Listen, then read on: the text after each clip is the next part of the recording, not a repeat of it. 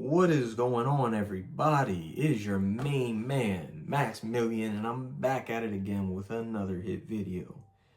You guys see the topic of this video. I actually wanted to make this video because not too many people, or at least I haven't seen many people, make this kind of video. Why are you a fan of the team you support? Especially for a guy like me, what in the world made me a Nets fan? I still don't know why I decided to take that pain and misery and hold it in here. But I'm gonna tell you why, okay? That's what this video is dedicated for.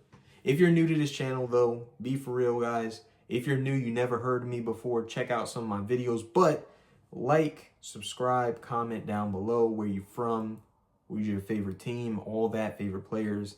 Comment it all down below and follow me on Instagram at KingMaxMillion or any of my social media platforms listed in the description box below.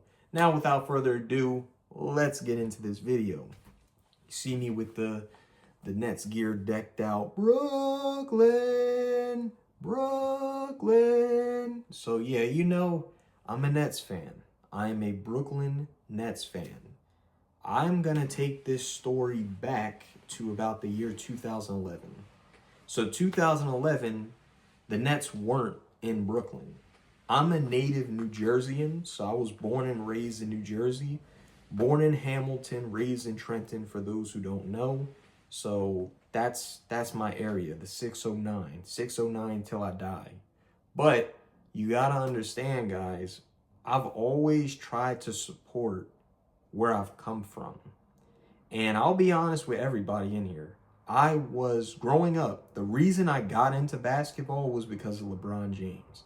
I personally think he's the GOAT, and he's always been my favorite player. He always will be until something changes, but he's my GOAT. So you're hearing me say that, you're probably like, why didn't you become a Cavs fan?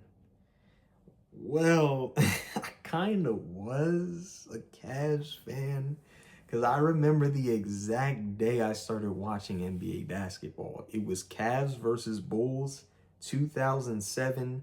That was the game where LeBron and Joakim Noah got into a fight.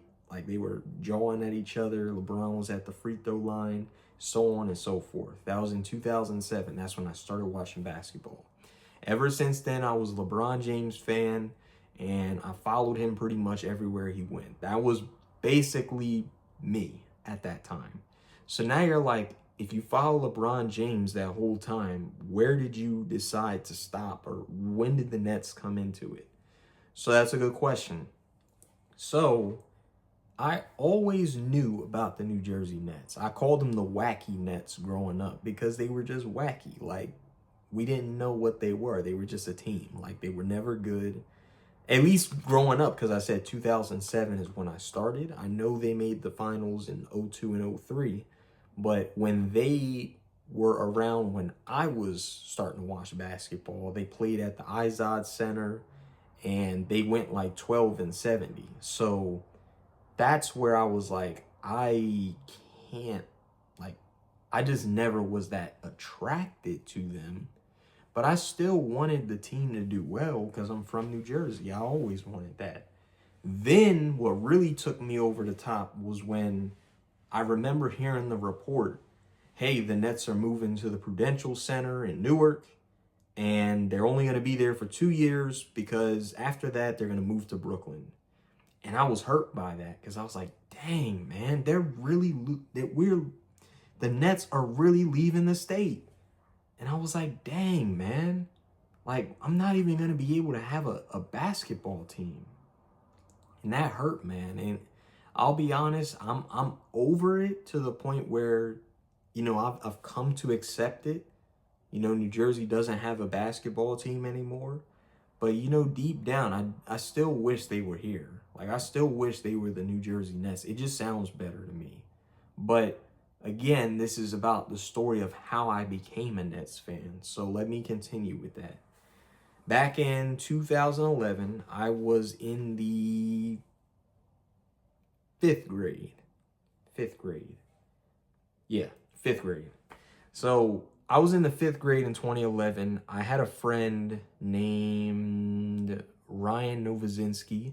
He's a diehard Celtics fan, but we lived in New Jersey. So we went to the same Catholic school and all that. But he had tickets to a New Jersey Nets game at the Prudential Center. This was the first year they were at the Prudential Center.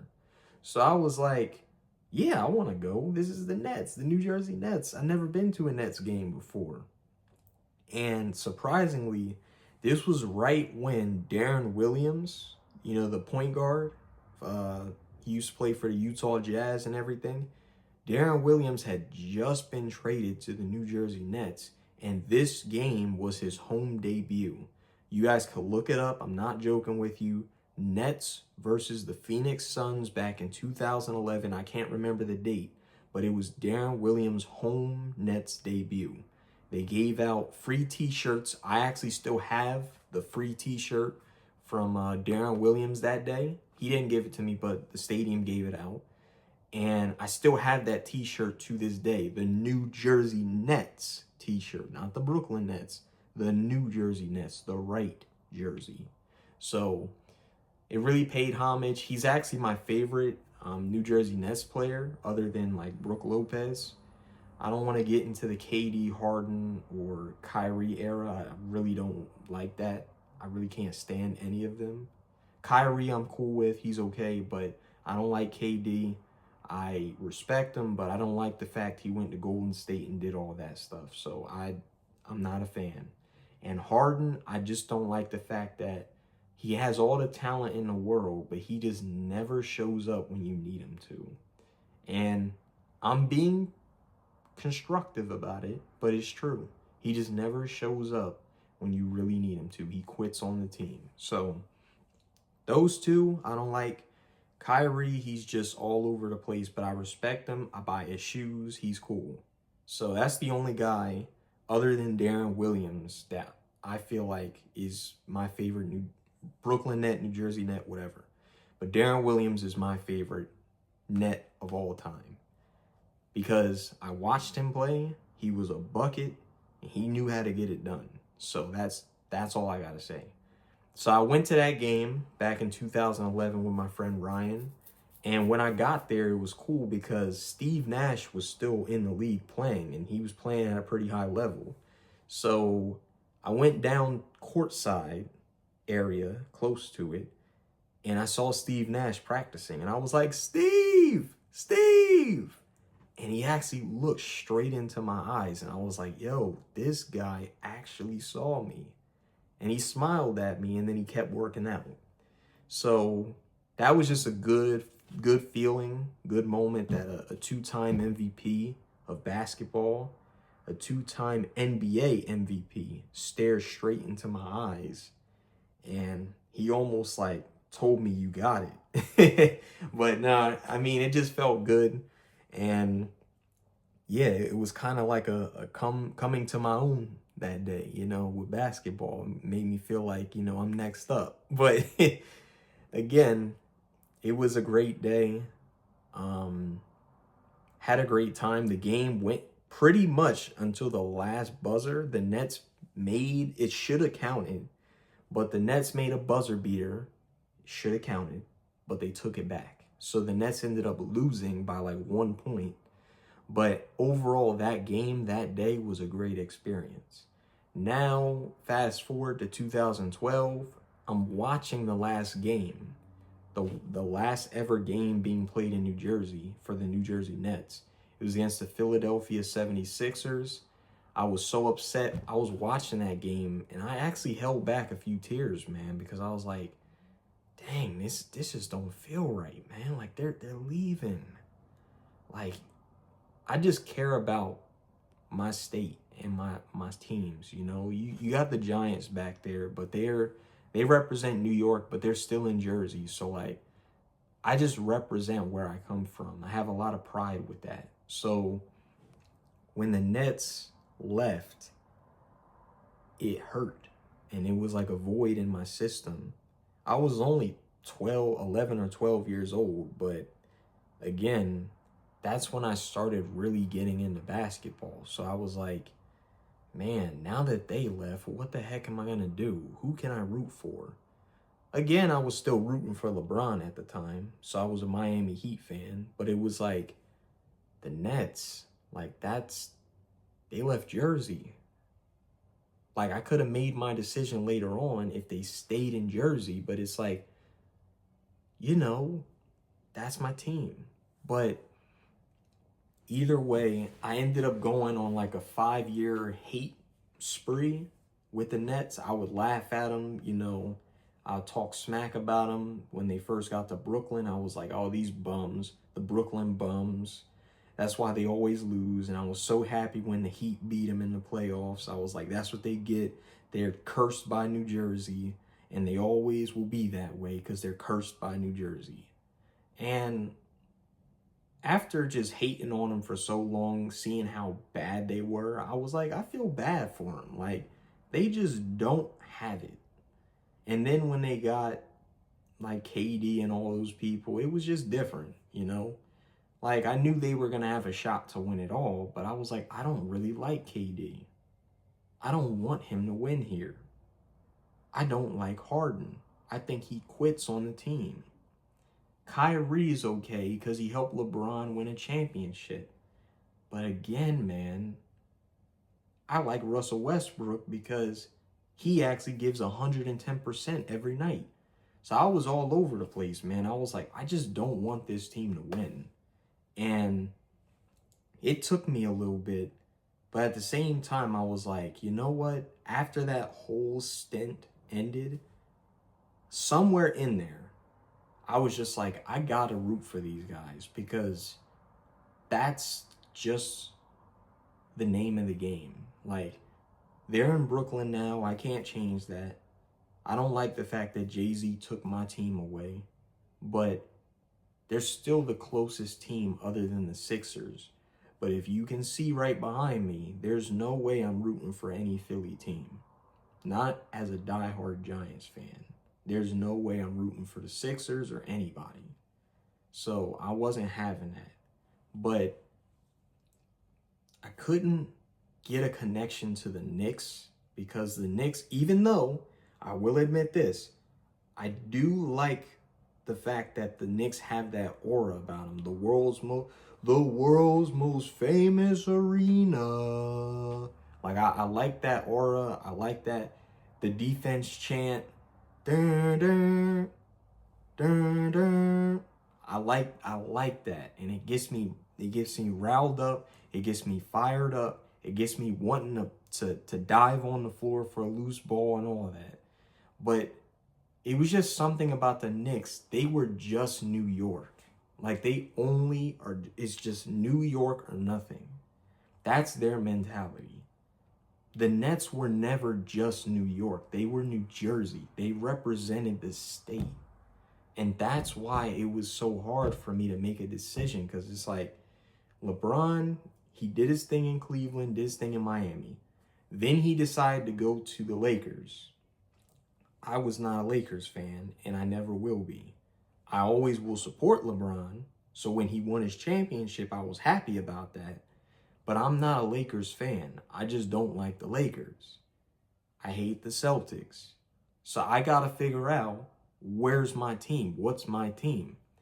And with everything that was given, I pretty much was stuck with being a Nets fan because they were the only team that didn't really have a love to the extent of I love this team so much, but they did. But I didn't hate them to the point of I'm wishing for their downfall or I'm praying for their downfall. Like, I wasn't like that. So I just decided to drop the ego, drop the pride, and I just became a Nets fan. I would say the KD, Harden, and Kyrie era, that's when I really became a Nets fan because true story and a fact about me, I actually used to work for the Yes Network, Yankees Entertainment and Sports. So I got free access to some Nets games. So I got to actually be courtside on the floor for Brooklyn Nets games. So that also played a factor. And then at that point, I was just like, all right, I got to support these dudes because that's just what it is. So now you're probably wondering what's my synopsis. Like, I'm a Nets fan now, and that's where I'm at. I'm a Nets fan. They left the state, but I'm still a Nets fan. So where am I at with my headspace now? I know they suck. I know they're going to suck. And I know they're probably not going to get good for a couple few years. I'm okay with that now because being a fan of a team, you got to stick with what you got. And something just keeps me attached to the Nets. I don't know what it is, but it's just like you can't leave them. Like you can't stop rooting for them now. You're just in it. You're in it whether they win or lose. And that's just what it is for me right now, guys. Like I can't lie to you. I am a Nets fan. I wouldn't go as far as to say die hard because they still betrayed me, but I'm disappointed in management because we went after all these big name guys and they all screwed us over. And now when you're trying to draft correctly, you're not even hitting target needs. You're not finding an identity. Marketing matters, guys. I'm not saying we should have. I am saying, actually, we should have drafted way better. We shouldn't have got a team full of EuroLeague players and just brought them here. The game is different. You're not going to just...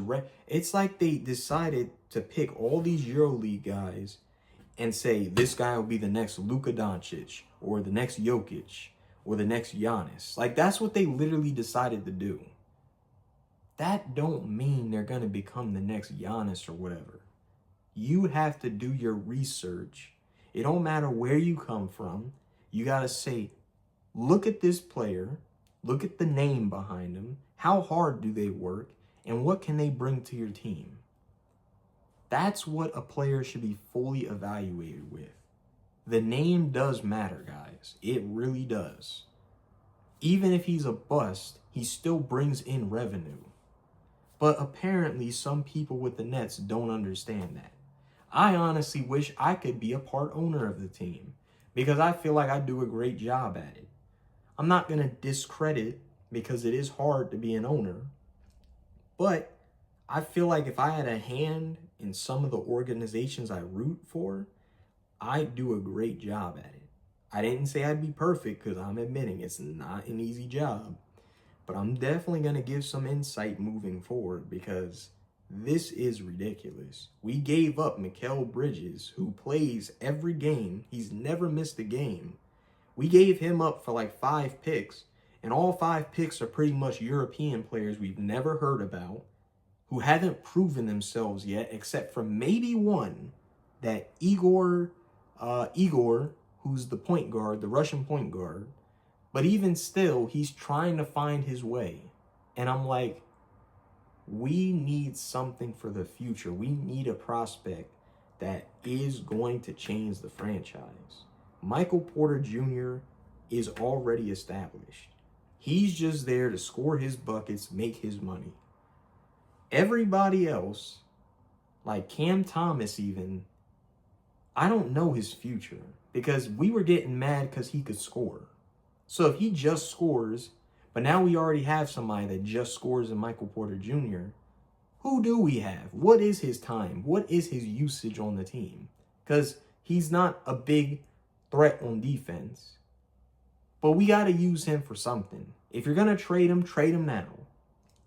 This is what I'm saying. We got to get draft picks back and really market, see who's on the market, dial in on those guys, and get it done. This is exactly what I'm saying. If they just learn that marketing matters, along with skill, they will win. You have to do both. You have to. Because if a player is not good, but they have a big name, people still show up. But if you just draft a guy who's really good, doesn't have a name, yeah, he might be good, but I don't like his game. He's just boring. He might score 30 points, but we're still not winning games. He better win those games then. You either get one or the other. The marketing, you bring people in his box office, or he's so good he wins you games.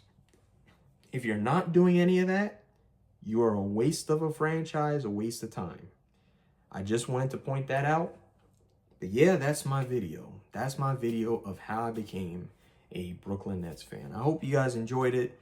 If you're new, like I said, please like, subscribe. Tell me what you thought about the video. Tell me what team you're a fan of. Maybe we could go back and forth and argue all the time. But like I said, it's all fun and games. I just like to give my insight. And of course, guys, please do me a huge favor. Please follow me on Instagram at KingMaxMillion. I'm really trying to grow my social media presence, on the road to 3,000 followers. Also, I'm on TikTok as well. Same username, KingMaxMillion, for any social media platform. You just search it up. All my links to my social media are in the description box below. So please feel free to follow me, check me out. I'd greatly appreciate it. But that's the end of this video. I hope everybody's doing all right, being safe, and having a happy holiday season. Take care, guys. Appreciate it.